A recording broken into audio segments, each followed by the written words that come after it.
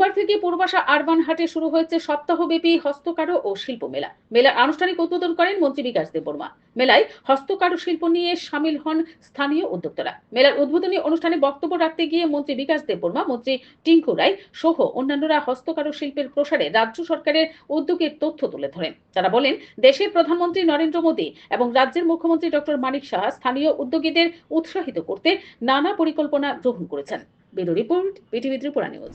ডিজাইনটা অত্যন্ত গুরুত্বপূর্ণ বিষয়, অর্থাৎ নতুন ডিজাইন থাকবে, নতুন তার মধ্যে কোয়ালিটি আলাদা হবে, অর্থাৎ বাজারজাত আমি যখন করতে যাব আমার জিনিসগুলো ভালো কেনা চাইবে।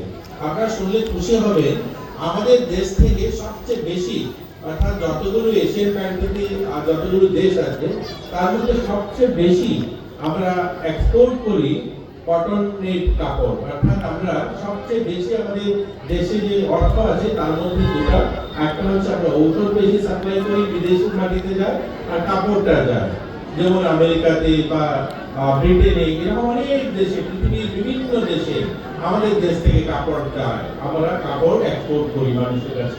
তো আমাদের এটা একটা বিশাল বড় মার্কেট। আমরা যদি ভালো কোয়ালিটির কাপড় তৈরি করতে পারি, নতুন নতুন ডিজাইন দিতে পারি, তাহলে দেখবেন বাজার কিন্তু বিশাল বড়। আমাদের দেশ পৃথিবীর সর্ববৃহৎ জনসংখ্যার দেশ।